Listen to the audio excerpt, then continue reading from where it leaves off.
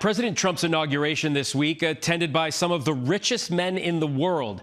Their wealth in stark contrast to those who've protested in recent strikes, fighting for a living wage. Some historians say this construct resembles another famous time in our nation's history, the Gilded Age, a time marked by extreme wealth on one end and people struggling to pay their bills on the other. Tonight, we explore how the lessons of the past could help to inform our present and our future.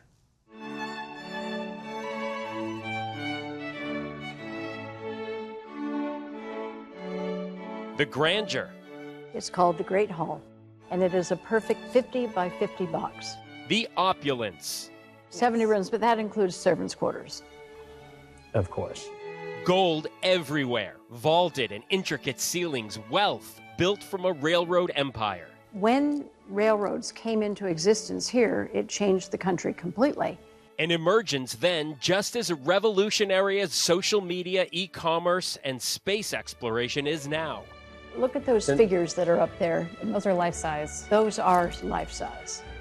A home so big, it has a name. The Breakers, vacation home to the powerful and famous Vanderbilt family. ABC News getting a tour from Leslie Jones and Trudy Coates, historians for the Newport, Rhode Island estate, one of several historic mansions here. There aren't that many guest rooms. The way that this house is designed and the society was designed, you're in Newport, you should already know everybody else who's here. This massive summer home now a museum, a relic from the Gilded Age, a time in this country from the late 1870s to the turn of the century, during which a small group of powerful families like the Vanderbilts, Rockefellers, Astors, and Carnegies amassed extreme wealth. And behind the luxury of the Breakers, a staff of 40 servants. All of this for the family to spend just 2 months of the year here. It's an age of unprecedented wealth creation, of amazing technological innovation, like the advent of electricity, electric lights. We don't think of railroads as high-tech, but they were high-tech in those days. Changed everything. Yeah, the population is booming. America's rolling westward. So it's a great age of expansion, growth, optimism, dynamism. From HBO's series The Gilded Age. This is the age of achievement, Mr. Russell.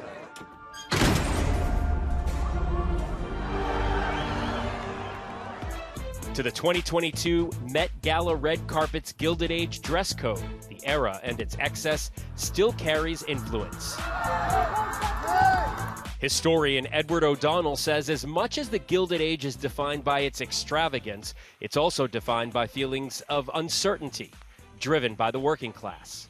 It's a time of unprecedented social turmoil. From 1880 to 1900, there are 37,000 strikes. And there's also great turmoil about immigration, about political corruption. If you don't like a particular politician, you can vote them out of office. But how do you vote Vanderbilt or Carnegie or Rockefeller out of their position? You can't. They can shape politics, get tariff policy in their favor, get labor laws stymied.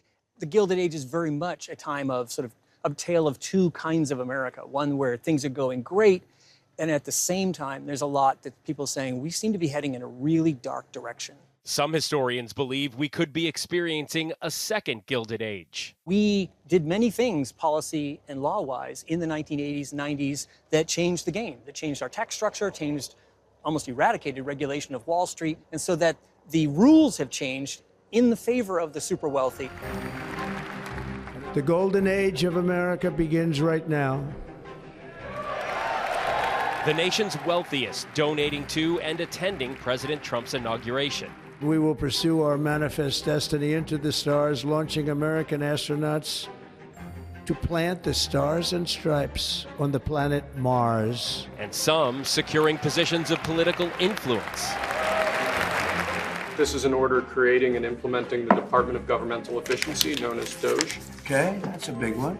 Unions battling big corporations. At some point, you have to say no. We're not going to take this anymore. Concerns about wealth inequality. An oligarchy is taking shape in America of extreme wealth, power, and influence that literally threatens our entire democracy, our basic rights and freedoms, and a fair shot for everyone to get ahead. Do you want to put out some Cheez-Its? We have probably seen a 30% increase in our grocery bill. in the last 2 years. My wages in a full-time capacity should be able to support a basic level of life that I don't feel like we're able to do right now. Anxiety over immigration. I will declare a national emergency at our southern border. All illegal entry will immediately be halted. And concern over public discourse. We're going to get rid of fact checkers and replace them with community notes, similar to X, starting in the US. The fact checkers have just been too politically biased and have destroyed more trust than they've created. Looking at wealth distribution here in the U.S., the top 10% of households hold 67.3% of the country's wealth, compared to the 2.4% held by the bottom 50% of households.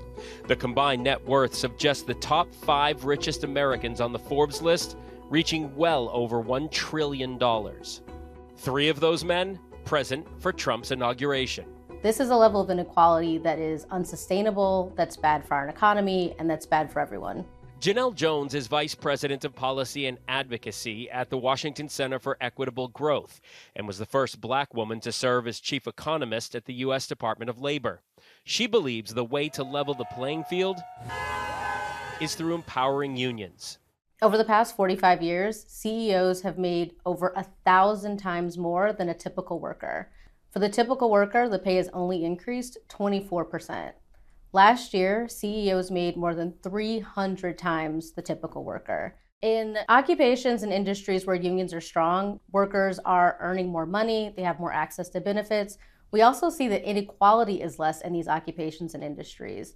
It's less between men and women, and it's less between races. Depending on who you ask on the political spectrum, labor is a bad word. Yeah, I mean, labor unions have been demonized for a long, long 50 time. years. By the 1980s, certainly a lot of Americans, without knowing why, were just like, yeah, unions are bad. Right. You know, I can't say why they're bad, but I just know they're bad or they're not good.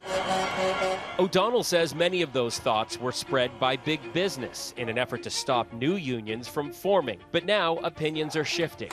However, there are still deep criticisms about unions and their effectiveness, as some negotiations fail to lead to big gains or workplace changes. Corporate greed has got to go! And newly formed unions struggle to even get corporations to the bargaining table. The wages, the hours that we get working for Amazon just simply aren't enough to get by in today's economy. How did we get out of the Gilded Age and what came after? The reforms really start coming in the early 20th century, where there's a growing consensus that we need to somehow put up some guardrails, some rules about how Wall Street operates, about how trusts and corporations operate, about how workers are treated. So in the early 20th century, you see the first forms of labor law, which is, establishing shorter hours, eventually the 8-hour day, establishing workers' compensation. The economy is not some force that rises above us. It's not something that dictates what we can do. The economy is for us. We make the rules, we set the parameters, and we know that we can change those rules if we needed to. With President Trump just getting back into office, it's yet to be seen how exactly he will work with the world's wealthiest or its most in need. But he is promising a stronger economy.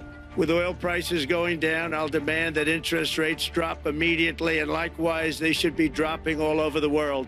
Today, the Breakers stands as a very real representation of not just remarkable design and spectacular wealth, but could also be a cautionary tale for the future.